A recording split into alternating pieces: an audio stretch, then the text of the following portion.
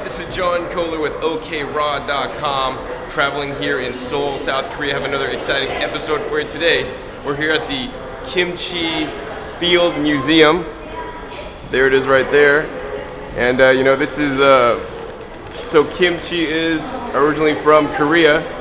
And you know, I'm really interested in kimchi because it is a good probiotic, contains beneficial bacteria. So I'm really happy to be in the museum to learn more about kimchi today. So let's go inside and check it out. So now we will learn about the history of kimchi. The record of kimchi is in a book from 1168. They talk about kimchi made out of cucumbers, eggplants, turnips, green onion, mallow, and white gourd. And it also says the leaves of the ripe radish dipped in paste are very good to eat during 3 months in summertime and salted. So here it says in the Chosun dynasty that salted and fermented fishes began to be used in kimchi. And they started using animal foods in the kimchi. So previous to that, I would assume that the kimchi was vegan and only from plant-based sources. So that's definitely really interesting to know that kimchi was originally vegan, and then only later did they add the salted fish. What we're looking here are different types of kimchi. They're just explaining the different kinds of kimchi, the watery kimchi, radish kimchi, and all the different types of kimchi that are made.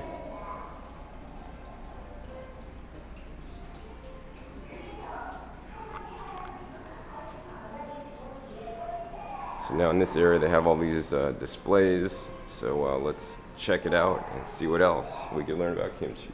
So in America, when we think of kimchi, we just maybe think of one thing. Oh, that's Korean fermented vegetables. So here in Korea there's over a dozen different types of kimchi, and maybe even more than that.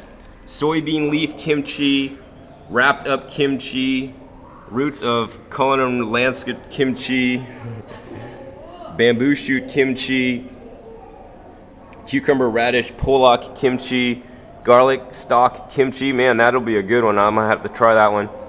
Green pepper kimchi, small roots of ginseng kimchi, perilla leaf kimchi, eggplant kimchi, pumpkin kimchi. Wow, that's really cool. Pumpkin kimchi, stuffed green hot pepper kimchi, sweet potato stock kimchi. And I'm sure this is just a small sampling, because you know what? Most any vegetable can probably be pickled. Now we're going to get into the making and storing of the kimchi. Alright, so let's see how the kimchi was made. Basically, kimchi was made because in the olden days they didn't have refrigerators. And you know, in the wintertime they couldn't grow fresh foods, but they still want to include vegetables into their diet. So here's a sample of a traditional Korean house. You can see over on one side they have a little garden, and then you could see they're slicing up and processing the cabbage and the other ingredients for the kimchi. And then over on this side, what they're doing is they're actually digging a hole to bury the kimchi. So the ripening process or the fermentation process of the kimchi varies by where they put it. So you can see in different places in the house, they have the pots. So if they want to eat the kimchi sooner and have it warmer, then they would put it in a warmer place. And if they want to keep it for a more long term, they would then actually bury it in the ground. Kimchi was traditionally made in November time before it got really cold and left in the ground to ferment. This is looking at a traditional Korean house backyard, and these are basically like a fermented soybean pastes. And over here they show how traditionally kimchi was stored. In the summertime, they basically made these little teepee things out of straw to store the kimchi in the ground so it doesn't get too hot. And in the winter time, they store it in a smaller one in the ground to make sure it doesn't get too cold, because in the ground has a constant temperature. So next, let's go into this section of the museum, and it says nutritional effects of kimchi. So this is the area that I'm most interested in. They got these little cartoons that teach kids about kimchi. Really cool. Over here though, they talk about kimchi and digestion. So it says, Kimchi is rich in various kinds of nutrients that are good for our health. Rich in vitamins and minerals, kimchi is about abundant vitamin A and C and minerals such as calcium, phosphorus, and iron. So next it says, cleaning the intestines by lactobacilli. Lactobacilli, which increases according to the maturity and fermentation of the kimchi, operate to clean the intestines and so prevent the large intestine cancer. So kimchi, it says, can prevent cancer, so eat your fermented vegetables. It says low-caloric food for weight control, having low calorie and lots of dietary fibers. Various vegetables in kimchi help to control the weight, especially facilitating the metabolism of body. The element calcium in red pepper burns fat and helps in weight control. Over here there's a little picture and it says effect of lowering LDL cholesterol level in blood. As dietary fibers, spices, and lactobacilli of various vegetables in kimchi lower LDL cholesterol level in blood. They help with the prevention and remedies of various kinds of adult diseases. So once again, eat some kimchi and eat some vegetables so that you can be healthier. And here it is over here, check it out. A little picture there, it says anti-carcinogenic and anti-aging effect. Abundant antioxidants in the ingredients of kimchi take effect on the delay of aging, prevention of cancer, and the reinforcement of immunity. So kimchi is definitely good for your health. So next, let's learn about the efficacy of lactobacilli in the kimchi. It says lactobacilli, also called by the name of lactic acid bacteria, are beneficial microorganisms which the fermented foods such as yogurt and cheese as well as kimchi have abundantly. Although some of the microorganisms in food cause disease or produce toxic substance, the microorganisms such as lactobacilli are very good for our health.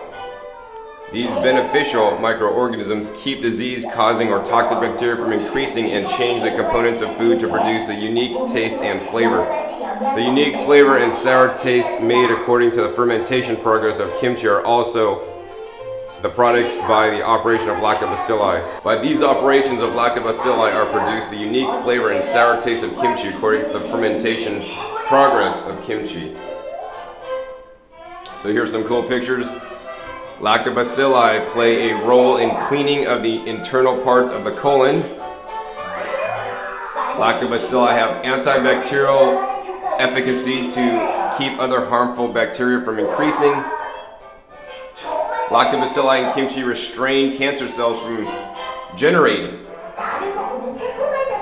Kimchi has 4 times as much lactobacilli as other lactic acid drink yogurt, so eat kimchi instead of eating yogurt. And finally, lactobacilli in kimchi create vitamin Bs during the fermentation of kimchi. They got a kimchi tasting room, so let's check it out. Go in there, and it says Kimchi Tasting Room. You can eat kimchi in this tasting room. So let's go inside and see what kind of kimchi I'm going to get to sample today. So this displays inside the tasting room. They explain the various tastes of kimchi, and they have 8 different kimchis you can taste, including matte kimchi, white kimchi, young radish kimchi, ponytail kimchi, cabbage kimchi, sliced radish kimchi, Dolasan leaf mustard kimchi, and perilla oil fried kimchi. So each of these kimchis taste a little bit different. If you're new into kimchi and never tried kimchi before, they actually recommend the white kimchi. It's not quite as strong tasting as the other kinds of kimchis. This display also goes on to say that basically the differences in the kimchis are the ingredients that are being used and what is added. So for example, this one is the Chonggak kimchi. It's called the ponytail kimchi, that's made with a special kind of radish.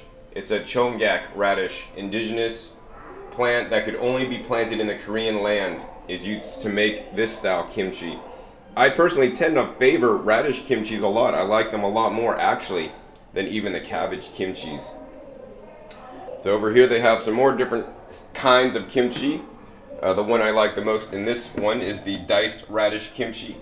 The radish is known to get rid of stress in the stomach and has excellent effects on precipitating digestion ability and constipation. Therefore, it is widely known as an excellent diet food.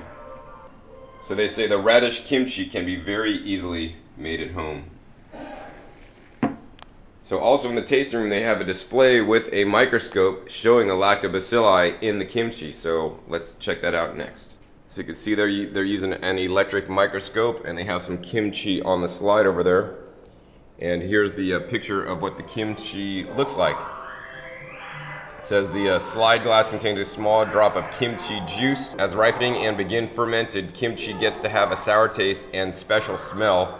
What makes kimchi like this condition is lactobacillus that keeps us healthy. So that's what we're looking at on this slide. When kimchi is fully matured, it contains 500 million to 1 billion of lactobacillus in 1 cc of kimchi juice. Now that's not a lot of juice, but that's a lot of lactobacilli. So here's another picture there. It says lactobacillus that forms the major part of the mature kimchi. And here's another one that I'm not familiar with. It's Leuconostoc, leuconostoc. That plays a key role in ripening the kimchi. So once again, you know, kimchi isn't a live food. I encourage you to make your own kimchi, because kimchis bought at local supermarkets in the US have all kinds of additives, possibly containing MSG, sugar, and things that we may not want to put into our body. In Korea, they have special kimchi refrigerators, and these kimchi refrigerators keep kimchi crisp and properly fermented at the same time.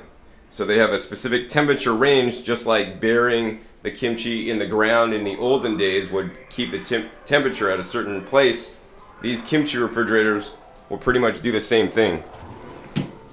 So you can see down in this one, here's the kimchi being stored at a nice cool temperature. I can't read the temperature it's set at, but it's definitely cooler than our refrigerators in the USA. Next, let's go ahead and open the top area, and you can see here it's cold but not too cold, and they have all the different kimchis stored in this refrigerator. And if you want to get me a good Christmas gift, I need like a miniature kimchi refrigerator. Nothing really this big, but maybe the size of a small like college fridge. Here's another fridge of a taller style and look. It's just full of kimchi. It's definitely really cool. So they have different compartments in these kimchi fridges, and the different compartments may have different temperatures for different storage and or fermentation of the kimchi. So this fridge has 3 separate compartments. So they have different mortar and pestles here, some made out of wood, some made out of stone. And here's some other contraptions that they use. Not exactly sure what they are. Let's take a look. See what's in this thing. Not exactly sure what that is. But here's something that's really cool. It caught my attention. This thing is called an oil press. So this is how they made oils in the olden days. It says it's wooden. It's a press from which oil is squeezed. Sesame, green perilla, or beans are parched, ground, put together and wrapped in a cloth. The wrapping cloth is then placed in the press and pressed by force of a lever. So you can see in the bottom here, they basically have a little trough that the oil will come out and just basically run down in the trough through the hole, and they'll be able to collect that.